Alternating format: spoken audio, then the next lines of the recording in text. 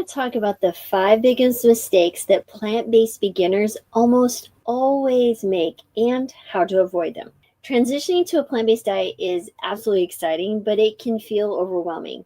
And many times, many beginners with the best intentions, but end up making a few common mistakes that can lead to frustration or even giving up entirely. Don't worry, I totally have you covered. And as a plant-based physician for over 13 years, I've seen these mistakes time and time again. So today we're going to break them down so you can avoid the pitfalls and thrive on your journey.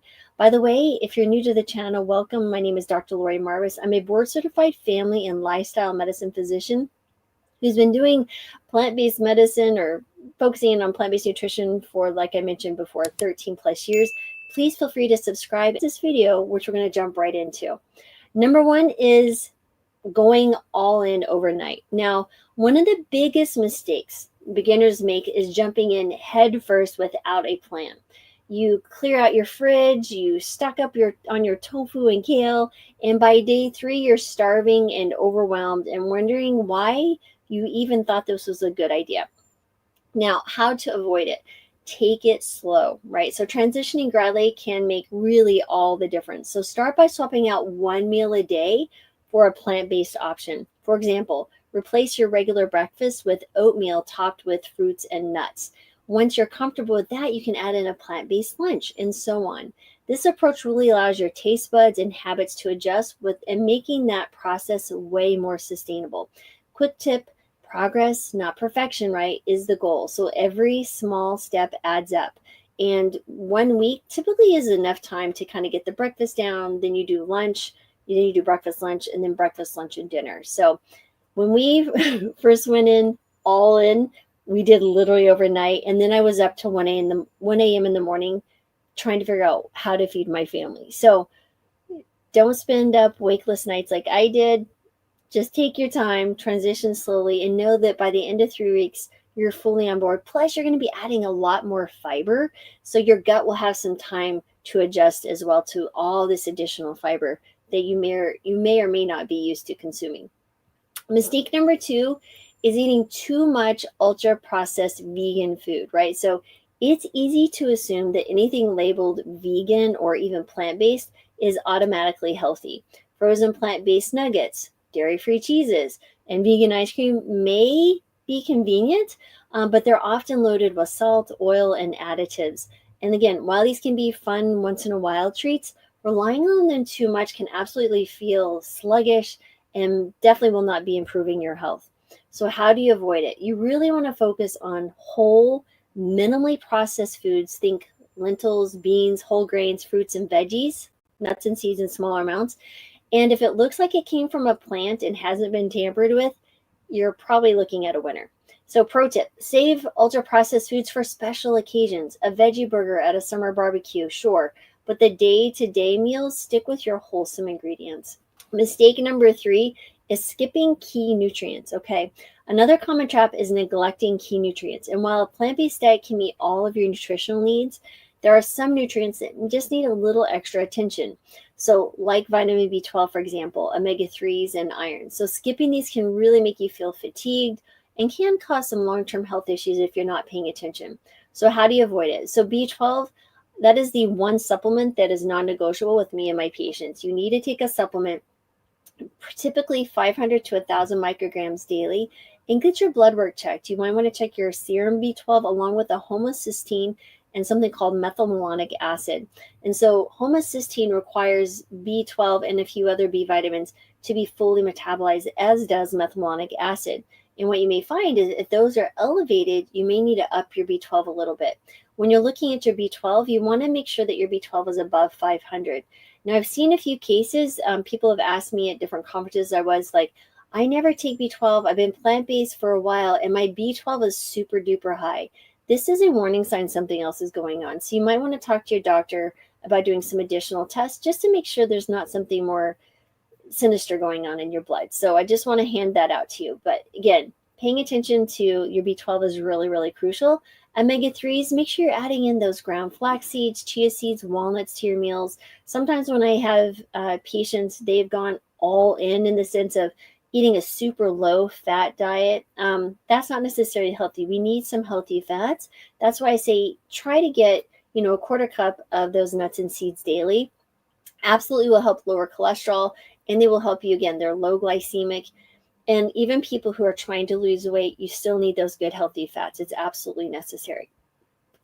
I will tell you, when I went all in, I went to this really super low fat plant-based diet. I didn't need to lose weight. I was healthy.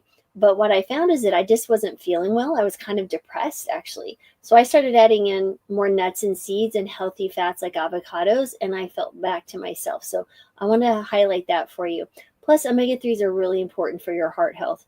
Then iron, you really want to, especially if you're a menstruating woman, it's less of an issue for men or postmenopausal women. Like I am finally now postmenopausal at 54.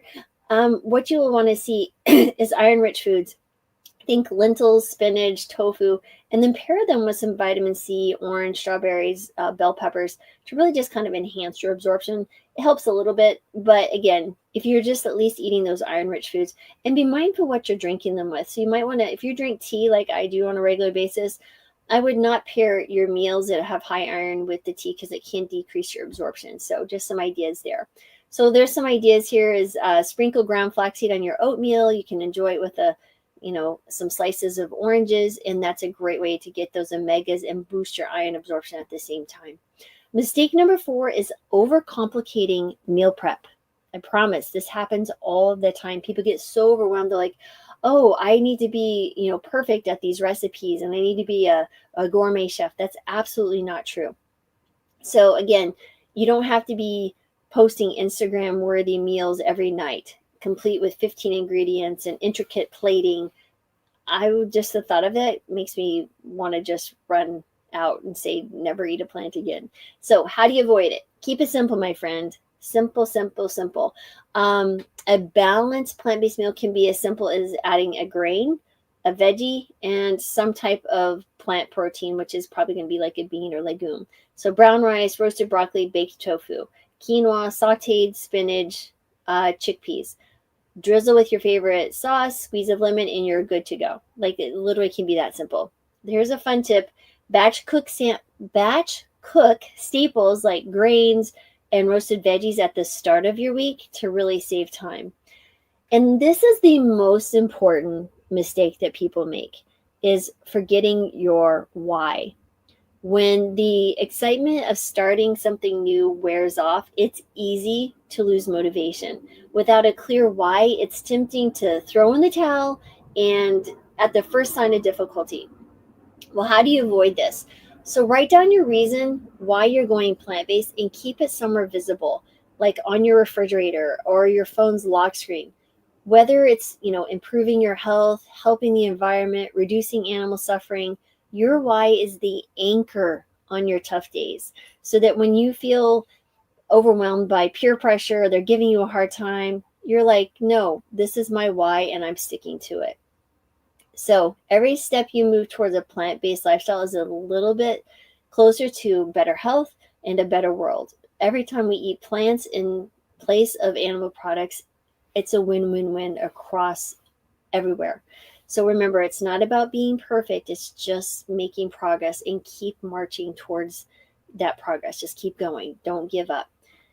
So in conclusion, remember the transition to a plant-based diet, it doesn't have to be overwhelming or complicated.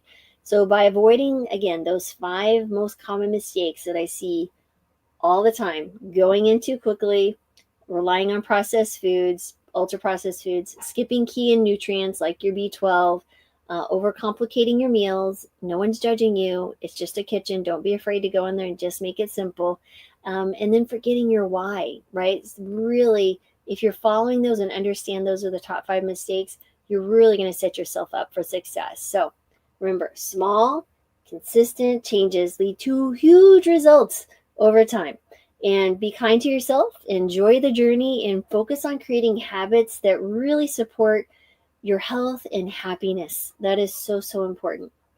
And by the way, remember, if you want to learn more and need some more help, if you're a beginner or want to share with someone, there's a link below to the Plant-Based Beginner's Guide. There's also a link to join my newsletter. I send out a newsletter every Tuesday, and I do some educational components, like something like this will be on there. And I send out a recipe as well. And I get great feedback that the recipes taste actually good. I try to keep them simple. I try to keep them built around whatever the article is educating you about. So would love to have you as part of our community there as well. So thanks again for listening. As always, sending my gratitude, joy, love, and healing your way. And thank you for spending time with me today. And have a wonderful and safe rest of your day.